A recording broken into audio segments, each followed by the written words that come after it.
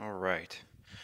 Let's get this out of the way first. The thoughts, views, and opinions expressed on Tailboard Talks Firefighter podcast are solely those of the speakers, guests, and host, and do not in any way represent the thoughts or views or opinions of any other employer, partnership, or sponsor. The material and information in this podcast is for general information purposes only and should be used at the listener's discretion. Hey guys, Chris here, and this week's ad is for Fourth Shift Fitness and the Tailboard Talks Firefighter podcast. It's what you're listening to. If you like what you're listening to, go on to the Fourth Shift Fitness website or Fourth Shift Fitness on Instagram and check out the Buy Me a Coffee button. It's just a good, easy way to donate to the page and donate to the show. And just a little tip of the cap lets me know you like what's going on and you appreciate it. And I appreciate you guys for hanging out and listening. If you really like what's going on, go to fourthshiftfitness.com with a 4th, shiftfitness.com, and you can check out shirts and hats and stickers and stuff. All right, let's get to the show. Here comes the intro. Skip forward 30 seconds if you want to get right to the episode. This is the Tailboard Talk podcast, the best health, wellness, and lifestyle resource for the fire service. We're using stories, lessons, and tips from the front lines to give a realistic view of what the job can do to us and how we can make it out alive. I'm Chris Morella, a firefighter since 03, medic since 05, full-time since 08, and promoted to lieutenant in 20. I'm also a personal trainer and strength coach, and I'm here to give you the best information and host the best discussions to make us capable and durable, both on the job and away from it. So grab a heater, steal some fancy creamer from First Shift, and let's go chat. Hello, my beautiful bride. Hello. What a day. That's an understatement. What a day. What an afternoon. Yeah. The day was pretty good. It was really just what a last 90 minutes. Yes. When everything fell apart. What a 5 o'clock. What a 5 o'clock. Care to walk us through today's meltdown? Nah, it doesn't matter. Anyways, it's been like a year since we did our intermittent solo parenting episode. Mm-hmm. So I said, hey, why not update it? Yep. Do a little update on it, right? But before we do that, you like some other episodes we did. Uh-huh. Megan's episode. Loved that one. Why'd you like that one so much? because it's something I think we've kind of talked about at home sporadically, just about the topic, like me asking you questions while I was pregnant, because I thought it was interesting because you had females on your department. But then to hear someone who's going through a process of wanting to have a kid. What was my answers when you asked me? Because I don't remember. I don't remember. Having those conversations. Probably like, I don't know. I'm pretty sure those were, I don't know. Gotta figure it out. Yeah. No, I thought it was just very interesting. Yeah. Me too. A lot of people did. That was a good one. And timely. We've had several conversations in the department since then. Not because of it, but we got to reference it a bunch of times. Yeah. So that was good. It was very informative. What part of it? I can't remember exactly what you guys were talking about, but she asked you a question and it wasn't when you should go on light duty. It was something about what do you think is, I can't remember, it was like toxic to the pregnancy, but she was talking about how just like your uniforms in general. Well, there was sound, like the noise. That was a surprising one. That was really surprising. How just like the stress from a surprise or like a loud noise is a negative impact, you know? Mm-hmm. So that was a surprising one, which is all day long. Like how many times do you call me on the phone or come by and it's like... Rare, because it's annoying to talk so to you. Loud. It's annoying to talk to you on the phone there. Why? Because it's so freaking loud. Yeah, it's already thanks loud. For letting me get it out. It's already loud here. Yeah, it's just them. It's the same thing as having the kids, but at 11 out of 10 volume and way too often. So yeah, the noise was interesting. Yeah, there's chemicals in our firefighting gear that are not great. And so much so that the IAFF, like the big giant union, is hired a bunch of lawyers now to fight like 3M and all the companies that make it to make them revise their formula or whatever. Yeah. So yeah, not a great place for a baby. There's something else she said too. Oh, but about the which I guess it wasn't really surprising, but definitely something to think about was when she was saying how when you go out on calls, you get that adrenaline rush, and a lot of the time, like to come back down from it was longer for when you're pregnant. I think she said. No, like to reset like the next day. She's like, by the time like you reset, you're already time to go back. Are you talking about Nursing? No. Oh, maybe that's what it was. Yeah, nursing. Yeah. Yeah. They said like 3 days. Yeah. Basically, your next 3 days of milk is spoiled because of the Yes. chemicals That's what it was. and the adrenaline. Yeah. But you're back to work in 2 days. Yeah. Yeah. Very interesting. That was. And then especially if you get like a car fire, like super gross. Yeah. Or a regular fire. But car fires are like just dumpster, just plastic and rubber and stuff burning. Yeah, I mean, you never smell good. Yeah. Like, I can normally tell when you've gone to a fire. You stink. What other episodes did you like? You liked the... we Um, talked about Ozempic after you and I talked about it. yes, that Just was. by kind of coincidence, Kurt and I got into it the next week or day or something like that. Mm-hmm. You brought that one up. Surprised you let everyone know your bad candy preferences. Dum-Dums? No, what was the other one? Oh, your paydays. I mean, that was forever ago. That was Halloween. Really? No, I Yeah, thought that you was guys just talked October. about it. Oh. Maybe Yeah. you and I talked about it because I Oh. think they're amazing. Um. Well, let's get into the parenting thing. We'll make this a quick one because I didn't want to sit on the couch too. Oh, I didn't get you anything for Valentine's Day either. Same. Okay, good. Phew. So I asked you yesterday. We tried this once before, and I just didn't feel like it was I feel like it was just a bitch session. We were very tired. Yeah. Unlike today, fresh as a daisy. So I asked you think of like 1 or 2 good things and 1 or 2 struggles of being a solo parent, right? Yep. And I'll do the same thing with being the absent parent, even though I hate that like tag on it because absent feels it like, sounds wrong. The working parent. well, you said it, so. Because that was the first word that came to my mind. But I understand. Like there's there's a degree of absence though. Mm-hmm. Like not only physically, but emotionally too. I'm not here for all the meltdowns and all the figuring out. Mm-hmm. So I'll do that. I'll do one or 2 like good things and 1 or 2 bad things about being absent. Okay. All right. So I'll start with your tough thing. What's your tough thing of solo parenting? Patience. Okay. There comes a point in the day, because we are working so hard with Nathan right now, and anyone who has a 3 to 4-year-old knows, like, it's just a big emotional season. We talk about emotions and reactions and feelings 90% of the day. So it comes to a point, just fresh off this last week, since you were gone for your guys' trip, which seemed extra long because you had to work the day before. Yeah. And then the following day you were at training. Mm-hmm. So I had a solid week on my own, which is not the normal, but that's where like my patience was tested this entire week. That's how solid it felt that it was not a solid week. It felt like a solid week. Yeah. It was a good 4 days. Yeah. Yeah. Well, because you were gone all day Sunday. I know, you don't have to run down the timeline. Anyways, so patience, just there's no one to kind of tag in when Nathan is having a meltdown or just too much and I'm already overstimulated. There's no one to be like, I need you to take over for 10 minutes just so I can remove myself from this situation. Yeah. So just having like patience and really doing the same exercises I do with him to calm down or refocus, I have to do with myself. He'll do them with you. He will. He'll He'll tell calm you me. down. He'll tell me too. Like, let's just take a breath. Take a and breath, let's Mama. all calm down. 1, 2, 4. Mm-hmm. So that's, I shouldn't say that's like the hardest thing, but that's the most reoccurring thing. Yeah. Is just practicing patience, not being reactionary, and being a lot more, because he is a sponge right now with how we react. He mimics to a T. So it really makes you rethink and think and be intentional of what you're saying, how you're saying it, and how it's coming out. Which So I gotta say, he's not. I think we're doing a decent job because he's not like throwing and hitting. No, Because we don't do that, right. and so he's like looking for something to do. Mm-hmm. I think he resorts to throwing and hitting. Yeah, it's still 3. He's got nothing left, but it's not like the go-to, which is nice. Like, okay, Yeah. we're not giving like a terrible example. No, I think he's doing a great job, and it's just he's got a lot of emotions pumping through his little body that he still is trying to figure out, and we're trying to figure out with him. Good luck. So Good luck, fella.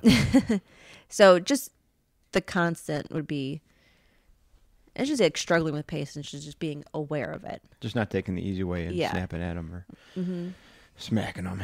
I don't. There's no smacking, but sometimes there's some snapping. I mean, that's not a frequent for either of us, but there comes times, which is harder, again, I think when you're home, it's easier to be like, I need to walk away or I need a break from this situation for 10 minutes. Mm-hmm. Your turn. Well, there's value in taking care of the other one. Mm-hmm. Like when he was having a meltdown today, it was more valuable for me to grab Sawyer and go do something. Yeah. And keep her happy or just away from him. Mm-hmm. Than like trying to both of us console him and then she's yelling in the background or something. And today was one of those off days for him where he woke up really early. He's not feeling great. He wanted to lay down and take a break, which he never does. So he's not feeling good. Yeah. And she was just like, but then he also wouldn't. No, because then she was there playing and getting all excited and he's like, oh wait, no, I gotta play. Like I gotta do stuff. But he was so tired. Made for an early bedtime though. He wore himself out. He just started snoring. Yeah. Okay, so what's do you want me to go then? Yeah, you say one bad thing. One bad thing about being absent? Yep. There's definitely frustration in playing catch up sometimes. Like when I come home from work. I feel like I'm relearning or just trying to play catch up or like piece together what happened the day before or what they're doing now. Or if I lose track of days and lose track of the schedule, it's just annoying because I'll have scheduled something or had it in my head I was going to go do something, not remembering that's not a school day. Yeah. So that's definitely frustrating because we're just a busy enough department and I'm on at a busy enough station that it's like a different life altogether. It can be pretty consuming, like running 6 to 8 to 10 calls a day regularly and being up most of the night. It's just like when you're in it, and there's a lot to do and a lot to take care of. And, of course there's check-ins throughout the day, but it's like a different world. Yeah. Like I might as well be taking a plane ride every shift day morning. 10 hours away, and then flying back and, it's just, and we live 18 minutes away from the station that I'm at now. So we're not physically far, but mentally it's a completely different space. So then playing catch up in the morning is tough. Do you feel like it's harder to come home now in the morning because those two go bananas? There's like no walking into the calm. It's come in, dad's home, go time. Like you literally have not because they're excited. 0.002 seconds once your truck pulls in the driveway before one of them's at the window screaming that you're home. That's fine. It's just when they get frustrated with each other that it gets tough. Yeah. Or like start over competing with each other. And then it's not just excitement. Like now they're both crying and he's trying to smack her and she's screaming. And that's the tough part. Because I feel like, okay, maybe like I can't come home halfway and like ease them into it, you know. But I know that it's going to be excitement and then like disaster within 10 minutes. Like somebody's going to be super jealous or somebody's going to be acting out. So that's a bummer. Like the build up to getting home. And we talk. I mean, we usually FaceTime at night so they know. It's not like I don't talk to them for 24 hours. You know? But yeah, that can be tough. That can be frustrating. Because you're like, oh, I'm just causing more problems. Like I was away and I missed them and I want to come home and do stuff and now I'm causing more issues. Yeah. So that can be frustrating. But it's like that's a short window of time though. I mean, that initial surge is, but then throughout the day too, like if it's just you or just me taking care of both of them, they tend to do much better. And as soon as we're both around, chaos. It's just, it's like one of them thinks that the other one's going to kick them off the island, you know, and they're just fighting constantly for attention. But they are playing better together. But yeah, that's a frustrating thing. It's like, I just want to come home and have a good time with you guys. And now I have to tell you to stop or tell you, like, not punish, but calm down the situation, like put a damper on the fun, you know? Yeah. So that's a tough one. Yeah. Yeah. So what's good about me not being here sometimes? It's calmer. Doesn't smell as bad. No, it still does. Okay. Those two stink. No, it's not calmer because you're not home. It's calmer because there's structure to our day generally. And like, because Nathan does get up so early and Sawyer gets up so much later, generally me and Nathan have quality one-on-one time. And then he'll help me make his breakfast. Yeah. And we'll talk about the day. And he's like, okay, here's what we're doing. Here's what's going on. We'll call daddy at these times or, whatever. So it's just more, I don't say like structure to the day because we pretty much keep our days pretty structured even when you're home. Mm-hmm. But it's easier to hone in and focus on the activity at hand because you're not home trying to do something else. And Nathan's like, wait a second, what's he doing? Yeah. Where's he going? Is he going to do something fun? Because generally when you're home and we do something with the kids, it's a fun thing. It's not, no, I'm just going to Home Depot or. Well, he's trying to dictate that stuff now too. Like today, I couldn't be in the garage putting something away. And it's not that he wanted to come out and hang out with me. He wanted to dictate what was going on. Like he wanted me to come inside. Yes, he was tired and he wanted you to be tired with him. Yeah. He wanted you to sit on the couch with him. I did and then you had to play 20 minutes of The Floor is Lava. Yeah. Because he got too sleepy. Uh-huh. So no, that's probably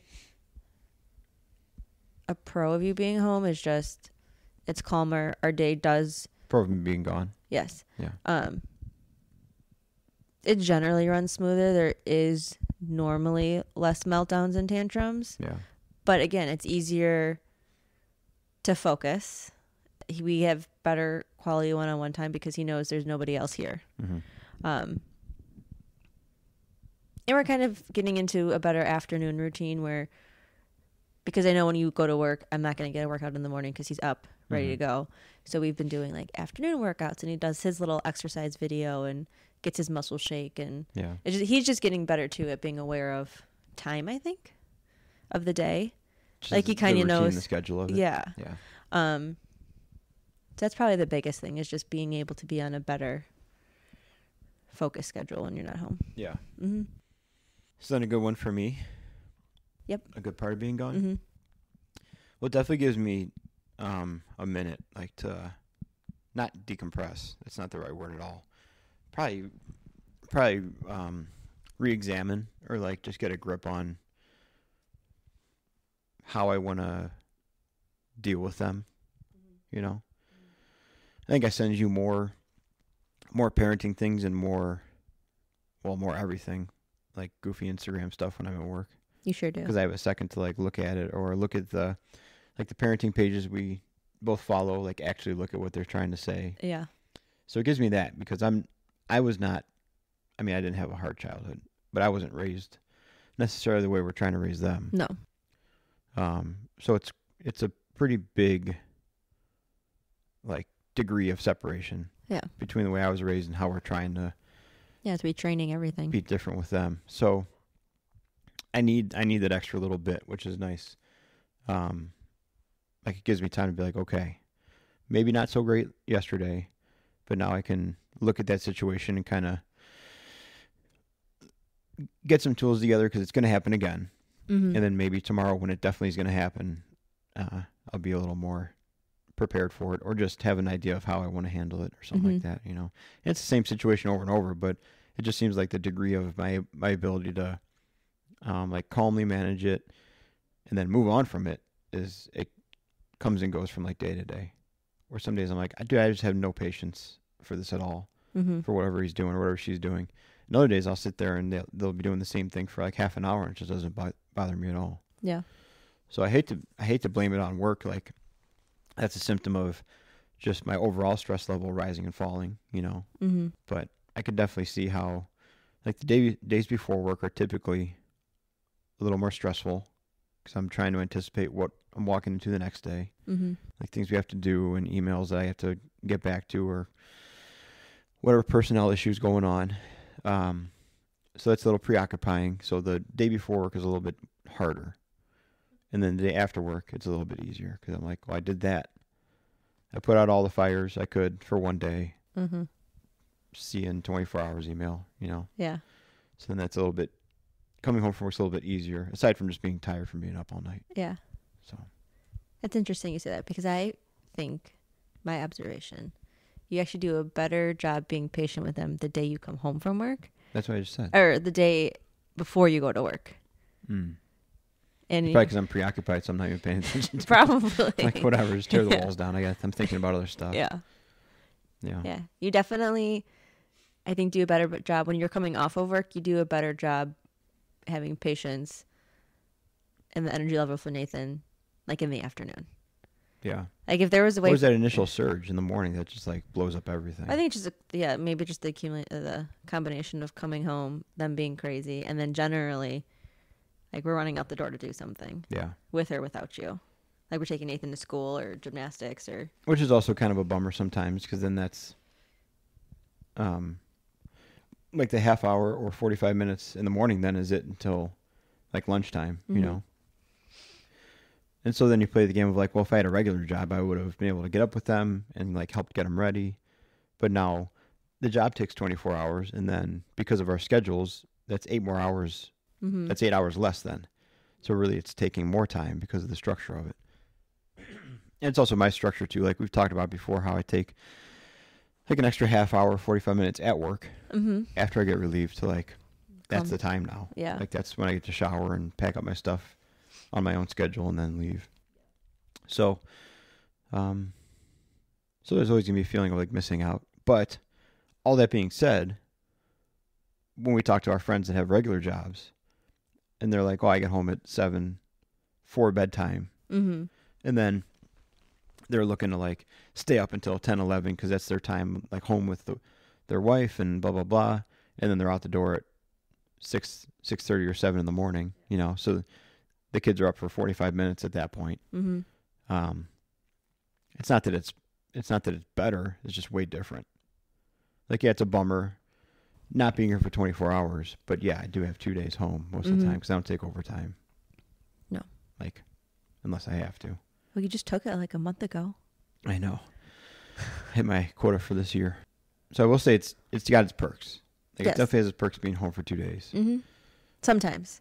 Yeah. Because the downside of that is, depending on how your night goes the night before or whenever you're on shift, that if you're up all night, it totally changes your mindset for the following day. And then Nathan's randomly will be getting up in the middle of the night to come to our room. He's not really crawling in our bed anymore. He just comes in and says he needs something. Yeah. And he goes back, but it's still the wake up. And generally the day you come home from shift, I let you sleep in because you've been at work. Yeah. But then there's no like, my turn to sleep in, because you're like, nope, going back to work, see ya. Like, so there's really no break where if you had like a regular 9 to 5 job, at least you're getting like a full night's sleep, so you could get up earlier or like even on the weekends spend more time with them. Yeah. So it's just, I think, a different mindset. It is. It's just different altogether. I think it helps not. I think one good thing is we don't have the overwhelming pressure to make the most out of the weekends, of like jamming everything in a weekend.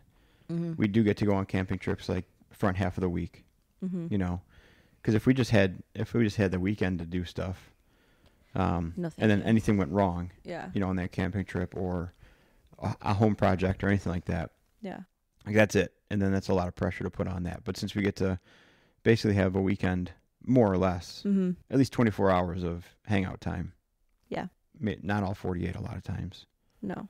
But that takes a lot of pressure off. Well, I think we just had friends over, last week? And he works with you, and me and his wife were talking about how it'd be so weird if you had a regular job, like a regular scheduled traditional 9 to 5er. And I was thinking after that conversation, I was like, I haven't even had a traditional Monday through Friday 9 to 5. You're a bar rat. No, I'm saying when I actually like a real job. Now I was in college. Oh. Like my job, like. Sorry, you're a server. Anyways, that was like a million years ago. I'm talking about my actual job. Sorry. Like I wouldn't even know how to function. I think you had a pretty heavy 9 to 5-ish one when you were working for it was miserable. I hated it so much. I loved my paycheck and I hated my job. I hated it every single day. Yeah. It was awful. I did love your paycheck. You're right. But then I started what I wanted to do, and that wasn't a regular 9 to 5er. That was all over the place. So we haven't been in like the traditional workday schedule in almost 10 years. Well, for like together. Yeah. So I wouldn't even know how to work around a 9 to 5 schedule. You have to pay for childcare. No, so expensive. Yeah. Do you have any other outstanding, like, pros or cons to being the solo parent? I've talked about this before. There's no, this may sound bad, but you know what I'm talking about because we both have talked about it. There's no, it's nice not having to worry about you, like home. Like I don't have to worry, like, what do you want to join us on? What do you have going on? Like if we're going to go do this fun thing, he's home. Is he going to come? Like, what does he want for lunch? Does he have anything he needs to get done? You know, it's just nice not to have that mental load of you home. Yeah. And we've talked about it because even vice versa, like when I go out like on my girls' nights or I went away for my girls' weekend, it's kind of nice to put the kids to bed and you have a solid 3 hours to yourself before you go to bed. Yeah. And a solid 5 hours before Nathan needs you again. Yeah. So that's kind of, it sounds bad to say, but anyone who's in a position where their partner is a shift worker and you have that alone time to just decompress by yourself, because that's my only decompression time really, because Nathan no longer likes to sleep past 5:30. So before I had at least till 7 o'clock to myself in the morning. Yeah. And then after 7 at night. And now there's 0 time. Now he just brings himself downstairs to the basement I'm working at and lets me know I'm all done. Mm-hmm. Do you have any advice for solo parents then? I can't remember if we did that last time. I don't remember either, but it definitely has changed. I think our communication has gotten better. Yeah. And I think that's kind of the key to success. Or knowing, it's not weird, like knowing your partner enough to know what they need without having to communicate it. Yeah. So, was it Sunday? I think I just like finally hit a wall. Like I was tired, like dead tired. And we had our whole Sunday figured out. I got to do my workout and my thing in the morning, had family time, and then you were going to work out and go for like an hour bike ride. And I was like, Nathan's going to take a nap. He barely slept last night. He had a horrible night. Like, it's going to be great. You can go to your thing. I'll let him sleep for an hour. I'll get some peace and quiet for an hour and take a break. And that was not happening. Yeah. And I started rage cleaning because I was like, he's not napping. I need something to do. And you were like, do you want me to take him? And normally I'd be like, no, it's fine. Like, just go do your thing because I know you want to get it done and it's good for you. And I was like, yes, you need to take him out of this house. Yeah. I was like, no. You're like, okay. And you guys went to the park for like 2 hours. Mm-hmm. And I don't think a year ago, Katie would have been like, no, it's fine. I would have communicated that like, no, I'm just going to go have a mental breakdown in the closet by myself. Yeah. But what's your advice for that? What I'm saying is, well, I think it goes both ways. Yeah. Like you kind of read the situation, like, why do I always have to ask for help and vice versa? So just like being able to communicate to your partner what you need and then also them being able to kind of read the situation and know your partner. I mean, that comes down to communication. Okay. I think any good advice is just communicate. What about you? What's your advice? I would say my advice is that for the people that are gone for 24 hours, it's very difficult not to try to overcompensate when you come home. Like put that pressure of like, oh, I have to be like super dad now for 2 days because I was gone for 24 hours. But that just makes everything so much harder, like harder on yourself, because then if you're not doing some like extravagant thing or have like these major plans, then you feel like you let yourself and your kids down. It's harder for you because I'm walking in like blowing up the spot and like just coming in and making a huge mess and probably messing up the schedule. And it's one of those things where like we went to swim class the other day and there was a dad there and it was a dad, mom, and then their child not in swim class and their other kid was in swim class. And the dad was sitting right next to the pool, but like nodding off the whole time. And I was like, well, I wonder what's better, like him being here and being exhausted for whatever reason. Like, let's just say he works overnight or something like that. Mm-hmm. Is that better, or is him just not being there better? Like, and I think being there and being tired is better, like personally. Mm-hmm. And so I think that's a lesson that I tried to like take a look at of, a lot of times just showing up is enough. Mm-hmm. And Nathan's just happy and Sawyer's just happy I'm here and I'm hanging out and they can run around the playroom. You know, I'm just sitting on the couch or I'm just building with their blocks alone and they're just doing their thing on the other side of the room alone, but I'm around, you know? Yeah. you don't have to be like over the top super dad when you come home. When you think of it that way, and then like you try it a few times and you get comfortable with it of like, oh, we're having a great time. And I'm not like today we threw vegetables at each other, like the fake food at each other for like 20 minutes, like filling up the baskets, just whipping it back and forth at each other and throwing in the air. And that was like the best time we had all day. He was belly giggling all morning. And it's just throwing plastic food at each other. Like it doesn't have to be this massive production or like ordeal of anything, you know? Yeah. So I think it's just that. I think I try to regulate that and like just, you know, you being around and you being present and having a good time and kind of going with the situation is probably a way better use and show of your love than like trying to be over the top and manufacture all this crazy stuff. So that's what I've been kind of trying to focus on. Just if he doesn't want to, if he doesn't want to go on a bike ride with me, like strapping him on the bike seat and taking him for 20 miles is gonna be the worst thing I can do, you know?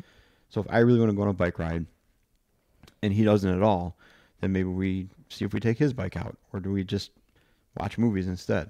You know, but me trying to force this big giant thing is just going to frustrate both of us and nobody will be happy. So I've been trying to work on that, just worrying more about being around and being present as opposed to being like over the top everything. So that's a tough one though. Yeah. That's a tough one. Well, that was good. That was short enough. 30-ish minutes. Nice. Anything you want to leave with? Nope.